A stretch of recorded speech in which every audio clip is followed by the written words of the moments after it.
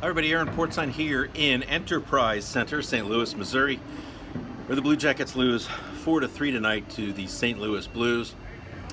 Kind of a mixed bag for the Blue Jackets, to be honest with you. A point, probably what they deserved. There were some bright spots for them. John Tortorella saying this morning that the Philly game happens, the game that they lost in Philadelphia on Saturday. Every team has those.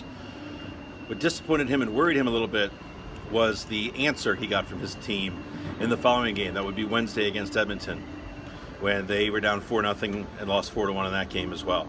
Not a great answer game. So what did he get tonight? He was looking for urgency. I think he got urgency. His team played pretty well, pretty hard. It was 3-1 Blue Jackets midway through the second period after an Oliver Bjorkstrand power play goal. And then the roof caved in. I shouldn't say it that way. Then there were some critical mistakes made that helped give the St. Louis Blues momentum. Sonny Milano, an offensive zone penalty, puts the Blues on the power play. They score about a minute and a half after Bjorkstrand to make it 3-2. Then a whopping 26 seconds later, still with plenty of momentum, they score again, this time Oscar Sundqvist, and it's 3-3. The 3-1 lead is gone.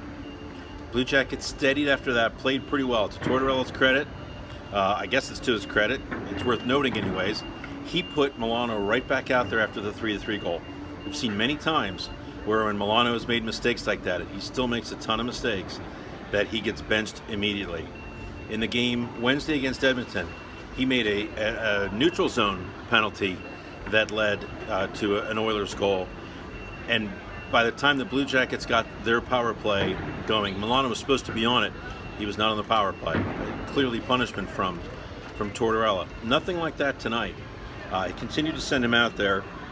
And then late in the game, minute 52 remaining, Milano was called for another offensive zone penalty, this time a hook. And the Blue Jackets did well to push this game into overtime, but down 4-3 and skaters, so the Blues have a 4-on-3 advantage at the start of overtime for 8 seconds, and they score right at that 8-second mark, a power play goal, and Milano has to take the walk of shame, if you will, leaving the penalty box as the Blues are celebrating the 4-3 overtime goal, scored by David Perron, by the way. That's a tough one, and let's just be honest about this. In years past, Tortorella, it would have been much easier for him to just simply make a healthy scratch of Milano tomorrow. He may not have played tonight after what happened in Edmonton. They could have, in years past, sent him to Cleveland.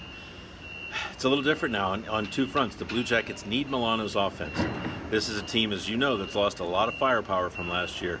This is a team for whom offense does not come easily. Milano is a very valuable player to this team. But at some point, they're going to have to make a decision that what he takes from this team is more than what he gives this team. Tonight he scores a goal. You'd like to celebrate that. He scored the goal that gave the Blue Jackets a 2-1 lead at 5:41 of the second period. It should have been a good night for Sonny Milano. But those penalties, and to have two offensive zone penalties and have the Blues score in both of those, that's devastating. After the game, Milano, I don't know if he's putting on a who cares face for the media, but said, it happens. I'm not going to get too worked up about it. Words to that effect anyways. You'll see the quotes above me in this blog for sure. Again, maybe he's trying to put on a brave face and not reveal himself to the media. John Tortorella not pleased, and who could blame him? He's got to be frustrated too, because he wants to play this kid. I think he has shown, people have groused about the lack of patience he's had with him before. I think he's shown enormous patience with him here this season, certainly compared to previous seasons. But the drawbacks, he has to stop hurting this team in addition to helping them. That's not a trade-off that any team can accept. So Blue Jackets head home tomorrow to play against Calgary. Elvis Merzlikins played for the Blue Jackets tonight.